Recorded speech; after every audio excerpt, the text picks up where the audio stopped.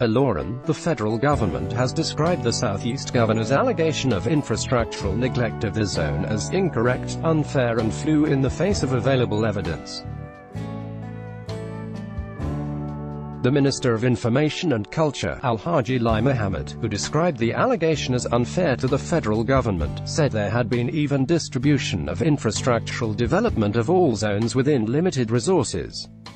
Mohammed was speaking on Thursday in Aloran, at a public lecture and inauguration of wards and local governments' canvasses for re-election bid of President Muhammadu Buhari and his vice, Professor Femi Osinbajo. While the minister performed the inauguration, Mr. Festus Keyamo Sanj, the Director Media, Buhari Campaign Organization, delivered the lecture at the event. In a keynote address, the minister said that no part of the country, including the Southeast, had been left out of the massive infrastructural projects of the Buhari administration. While this claim may have made headlines, it is totally untrue. His Excellencies were either misquoted or they were quoted of context.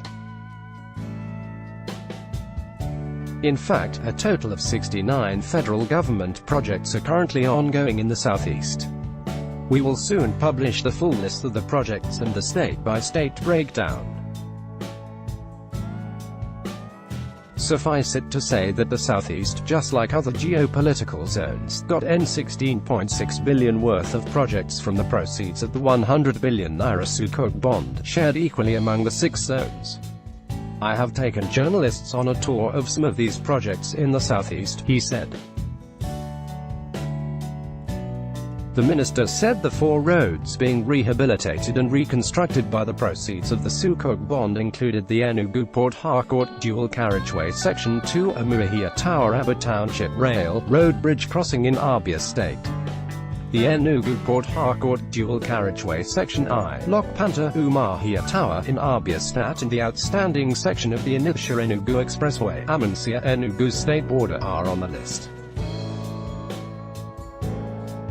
While he listed the 4th as the Enugu-Port Harcourt Expressway Section 3 Enugu-Lokpanta in Enugu State. Mohammed said that in addition to the roads, the federal government was also constructing the N40 billion Aba-Port Harcourt section of the Enugu-Port Harcourt Expressway. He described the project as a strategic road linking Aba and other industrial heartland of the east with Port Harcourt, the nation's oil hub.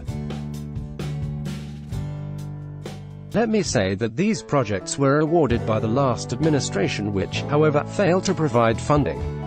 As a matter of fact, a section of the Enugu-Port Harcourt Road, which cuts across many states, was turned to a refuse dump before this administration came to the rescue. The minister said that the federal government was also embarking on the construction of the second Niger Bridge. The groundbreaking of the construction of the second Niger Bridge was performed on the 10th of March 2014 but could not take off until 2017. The bridge, which is 1.59 kilometers in length, forms part of the 11.90 kilometers project. The contractor, Julius Berger, has completed the first 3 phases of the project, which have to do with the substructures. They are currently on the 4th phase, which is at 70% completion stage. Some 310 of the 615 piles designed for the bridge have been sunk, while massive sand filling of the approach road has been carried out to the height of 5 meters.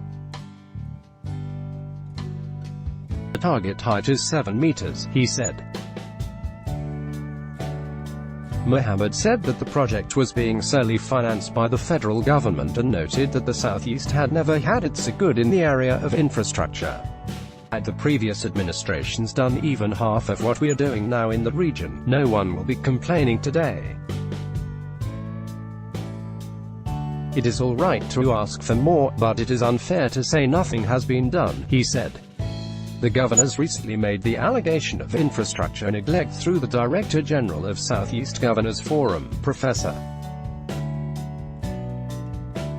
Simon Otuanya, at the presentation of a monitoring report on performance of the 2017 federal capital budget in the Southeast.